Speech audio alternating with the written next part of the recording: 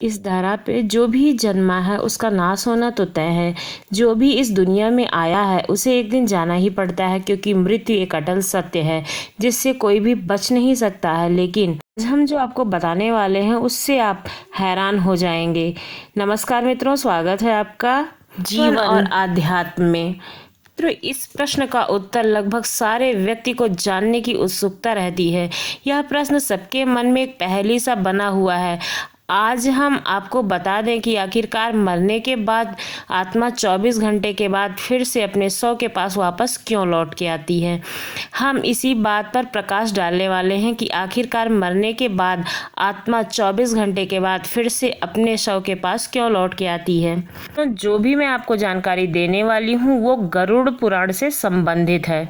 गरुड़ पुराण में लिखा है, अपने जीवन में जो जैसा कर्म करता है वैसा ही उसको फल मिलता है। ये बात आपने भी सुनी होगी और ये हम सच भी मानते हैं। मरने के बाद एक इंसान के साथ क्या होता है यह गरुड़ पुराण में लिखा हुआ है। गरुड़ पुराण के अनुसार मरने के समय दो यमदूत आते हैं। जो लोग अच्छे कर्म करते हैं उनको आदरपूर्वक ले जाते हैं और जो दुष्कर्म करते हैं उन्हें प्रताड़ना के साथ में वे ले जाते हैं। ये दोनों दूत इस आत्मा को यम के सामने ले जाते हैं और इसको यहीं पर 24 घंटे के लिए छोड़ देते हैं।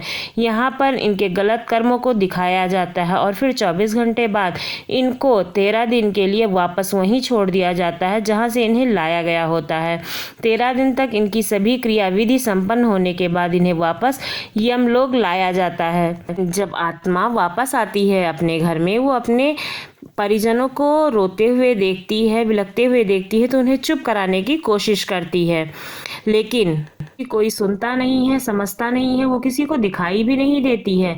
तो उसको बहुत ही दुख महसूस होता है। फिर वो वापस जाना चाहती है, लेकिन उसके अंदर में इतनी शक्ति नहीं होती है कि वो यमलोक की यात्रा स्वयं अकेले कर सके।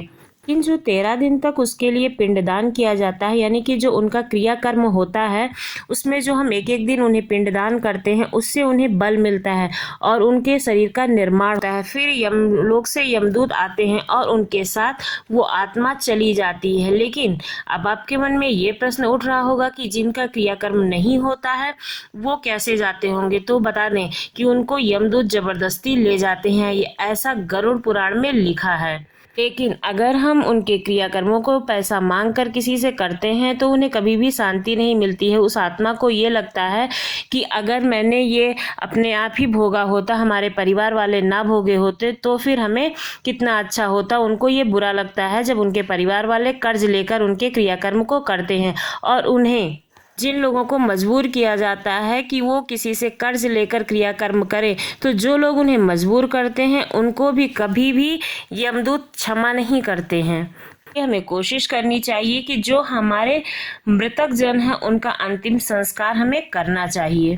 जब यमदूत आत्मा को अपने साथ ले जा रहे होते हैं तब इस दौरान उन्हें 3 मार्ग मिलते हैं। एक अर्ची मार्ग, धूर मार्ग, उन्नति विनाश मार्ग। अर्ची मार्ग ब्रह्मलोक और देवलोक की यात्रा के लिए होता है। यदि धूम मार्ग पितृलोक की यात्रा पर ले जाता है और उत्पत्ति विनाश मार्ग नरक की यात्रा के लिए ले जाता है। हालांकि सभी मार्ग में कई आत्माओं को कुछ काल भिन्न भिन्न लोक में रहने पर पुनः मृत्यु लोक में आना ही पड़ता है। अधिकतर आत्माओं को यहीं जन्म लेना और यहीं मरकर पुनः जन्म लेना होता है। यजुर्वेद में कहा गया है कि शरीर छोड़ने के पश्चात जिन्होंने तप त्याग किया है वे ब्रह्मलोक को जाते हैं, अर्थात ब्रह्म में लीन हो जाते हैं। और कुछ कर्म करने वाले जो भक्तजन होते हैं वो स्वर्ग चले जाते हैं, अर्थात देवता बन जाते हैं। राक्षसी कर्म करने वाले लोग प्रेत योनि में अनंत काल तक भटकते रहते हैं और कुछ पुनः धरती पर जन्म लेने के लिए आ जाते हैं। जन्म लेने वालों में ही भी जरूरी नहीं है कि वे मनुष्य योनि में ही जन्म लें, इससे पूर्व वे सभी पितृलोक में रहते हैं और पर उनका न्याय होता है। आत्मा 17 दिन तक यात्रा करने के पश्चात 18वें दिन यमपुरी पहुंचती है। गरुड़ पुराण में यमपुरी के इस रास्ते में बैतरणी नदी का उल्लेख मिलता है। बैतरणी नदी विष्ठा और रक्त से भरी हुई होती है।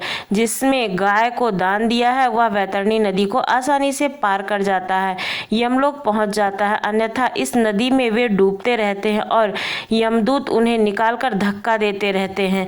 यमपुरी पहुंचने के बाद आत्मा पुष्पोदक नामक एक और नदी के पास पहुंचती है जिसका जल स्वच्छ होता है और जिसमें कमल के फूल खिले रहते हैं। इसी नदी के किनारे छायादार वट का एक वृक्ष होता है जहां आत्मा थोड़ी देर विश्राम करती है। यहीं पर उसे उसके पुत्रों तथा परिजनों द्वारा किए हुए पिंडदान और तर्पण का भोजन मिलता है जिससे उसमें पुनः शक्ति का संचार होता है। यमलोक के 4 द्वार होते हैं। 4 मुख्य द्वारों में से दक्षिण के द्वार में पापियों का प्रवेश होता है। यम नियम का पालन नहीं करते हैं उन्हें निश्चित ही इस द्वार में प्रवेश करने में कम से कम 100 वर्षों तक का कष्ट झेलना पड़ता है। पश्चिम का द्वार ऐसे जीवों का प्रवेश होता है जिन्होंने दान पुण्य किया हो, धर्म की रक्षा की हो और तीर्थों में प्राण त्यागे हों। उत्तर के द्वार में वही आत्मा प्रवेश करती है जिसमें जीवन में माता पिता की खूब सेवा की हो, हमेशा सत्य बोलना रहा हो और हमेशा मन वचन कर्म से अहिंसक हो।